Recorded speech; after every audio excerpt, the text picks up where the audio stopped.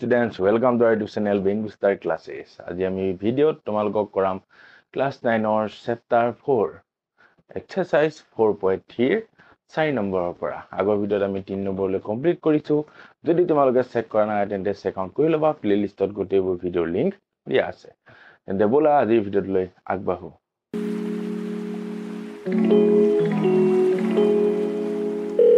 So students, 4 number to swa ki dise. এখন মহানগৰত টেক্সিৰ ভাড়া এনে ধৰণৰ প্ৰথম কিলোমিটাৰটোৰ বাবে ভাড়া 8 টকা মন দিবা দেই 4 নম্বৰ যেটো ফাৰ্স্ট কিলোমিটাৰ সাপোজ তুমি তোমাৰ ঘৰৰ পৰা 4 কিলোমিটাৰ আঁতৰলৈ টেক্সি গৈছা টেক্সিখনে ক'ব যে তোমাক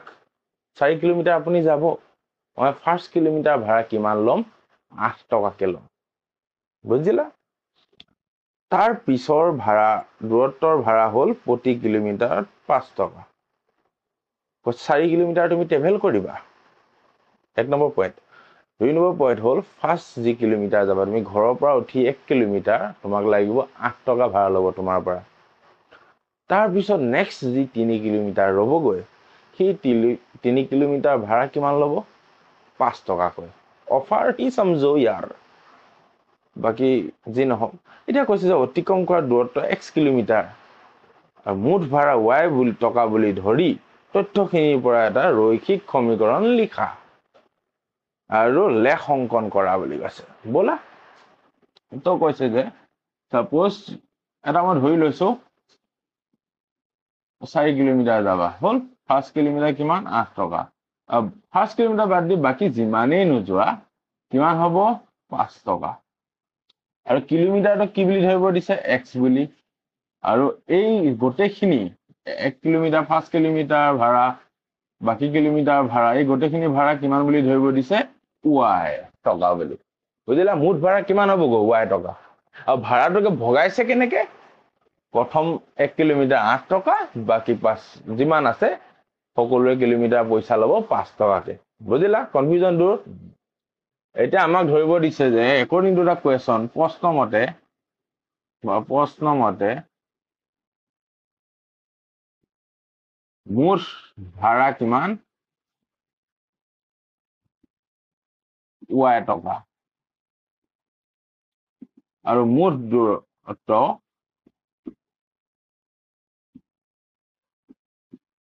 x কিলোমিটাৰ হল এটা প্ৰশ্নমতে আমি কৰিম দেই প্ৰশ্নমতে আকৌ এগেইন আৰু এতিয়া চোৱা মুঠ ভাড়াটোহে উলিয়াব দিছে আমাক হয় মুঠ ভাড়া কিমান y ইকুৱেল ফাৰ্স্ট কিলোমিটাৰ ভাড়া কিমান ফাৰ্স্ট কিলোমিটাৰ ভাড়া 8 টকা আৰু কিলোমিটাৰ কিমান x হয় এটা ফাৰ্স্ট কিলোমিটাৰ ভাড়া কিমান 8 টকা 8 প্লাস ফাৰ্স্ট কিলোমিটাৰ হৈ গল প্ৰথম কিলোমিটাৰ 1 কিলোমিটাৰ কমপ্লিট এটা বাকিখিনি লিখিব লাগিব হয় না বাকিখিনি কিমান টকাকে 5 টকাকে 5 টকাকে এতিয়া মেইন কথাটো হল আমি বাকি থকা কিলোমিটাৰ খিনি কেনেকে ৰিপ্ৰেজেন্ট কৰিম প্ৰশ্নটিত হেতু মেইন কথা এতিয়া বাকি কিলোমিটাৰ খিনি বুজাবলৈ আমি কেনেকে কৰিব লাগিব যে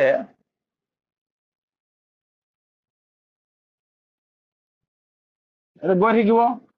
মুঠ কিলোমিটাৰ কিমান x বুজি পাইছা এটো মুঠ কিলোমিটাৰ কিমান x মুঠ কিলোমিটাৰ বা 1 কিলোমিটাৰ বাদ দিয়া বুলি গলে আমি কি কৰিম ফাৰ্স্ট 1 কিলোমিটাৰ মাইনাস কৰিম তেতিয়া আমি কিমান পাই যাম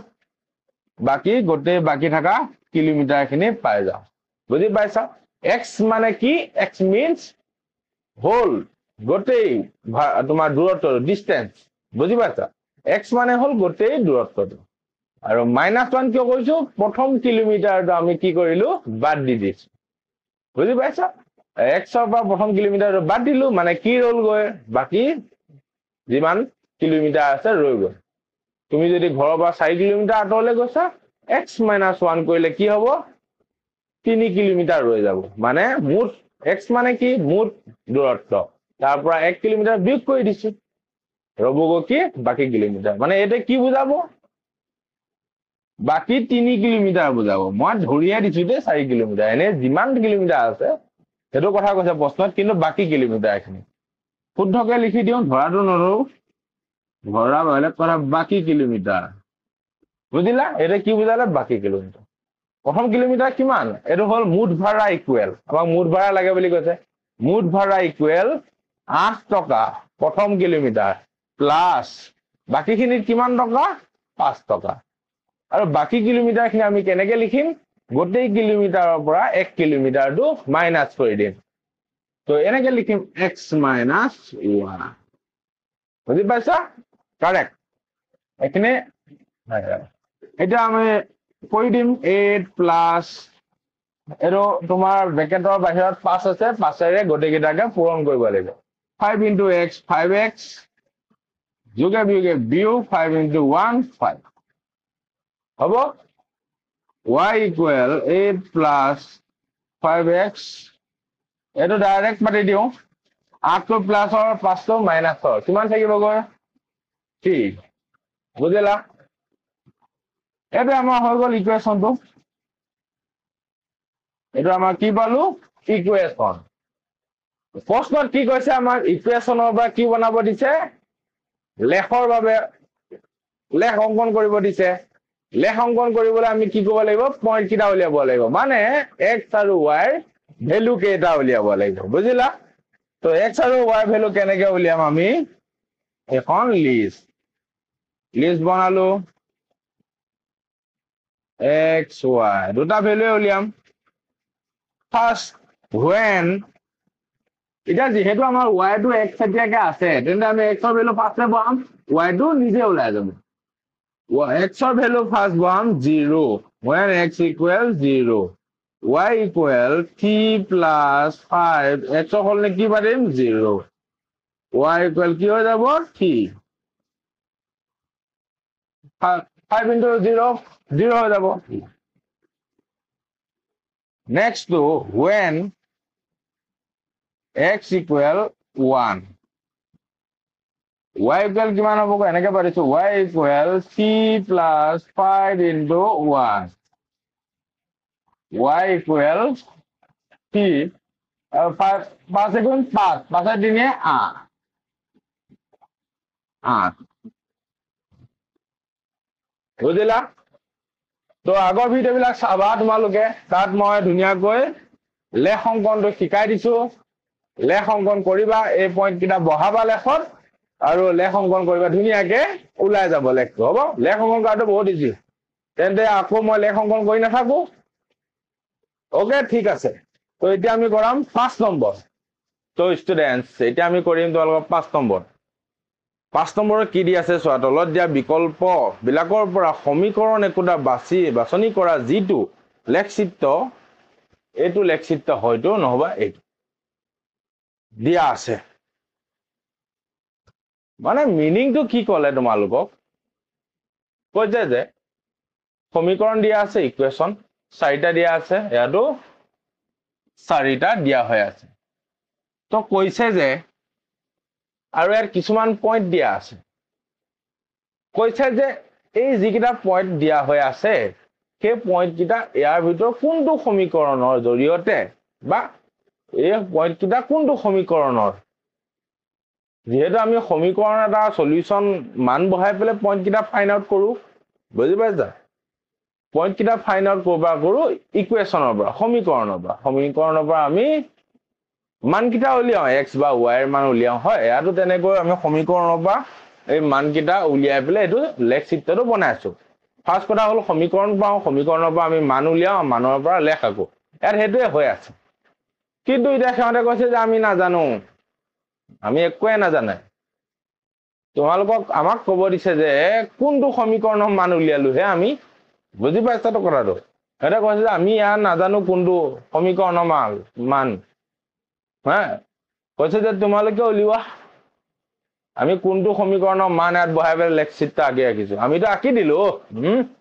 এটা তোমালোকে উলিওৱা যে এই মান কিটা কোনটো সমীকৰণ বা আমি উলিয়াই আছো এইটো কোৱেশ্যনটো এটা আমি উলিয়াব লাগিব যিকোনো এটা শুদ্ধ হ'ব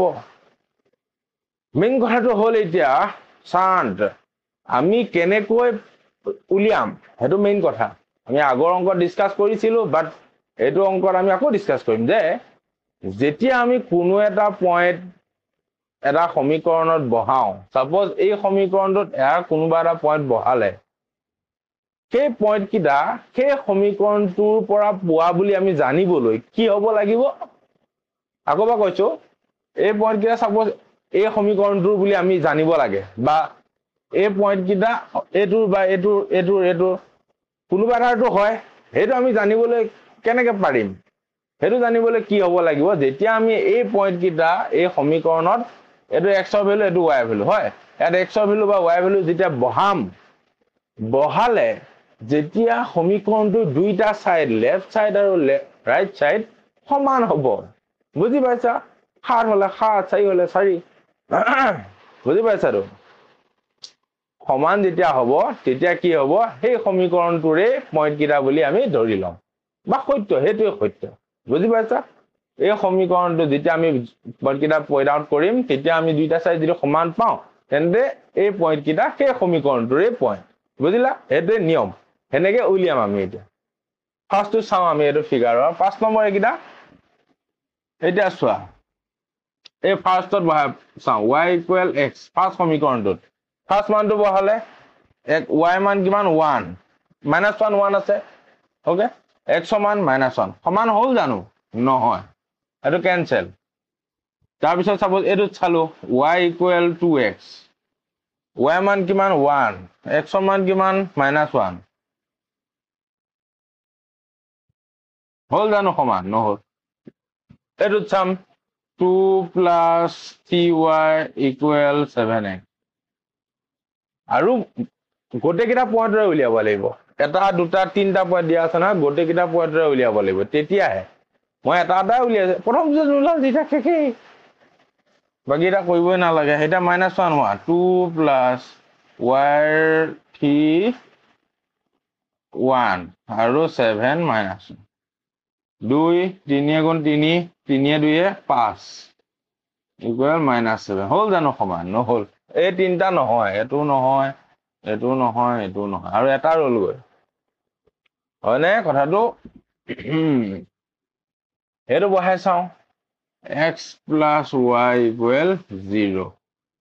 এটো চোৱা x সমান কিমান -1 y মান কিমান 1 = 0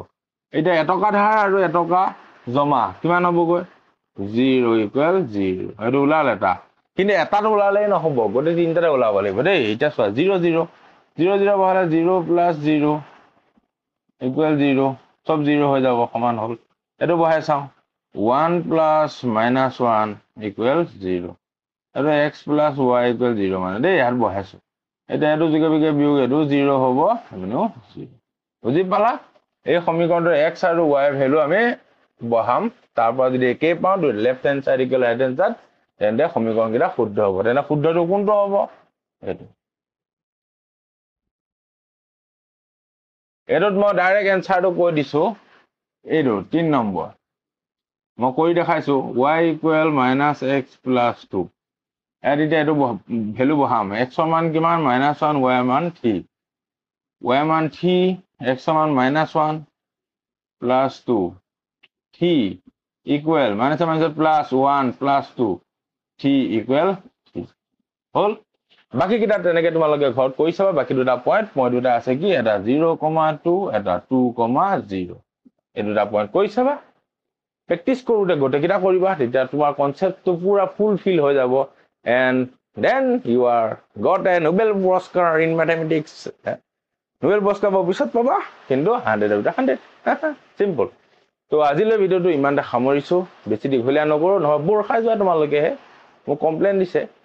ঠিক আছে তো আজি আমি কৰালো কে নম্বৰ 4 নম্বৰ আৰু 5 নম্বৰ শিকিলো বহুত নতুন কথা তো তোমালোকে চাবা ভিডিওটো ধুনিয়াকৈ লগতে প্ৰেক্টিস কৰিবা নেক্সট ভিডিওত আমি কৰিম তোমালোকৰ 6 নম্বৰ ঠিক আছে তেতিয়ালৈ থ্যাংক ইউ সো মাচ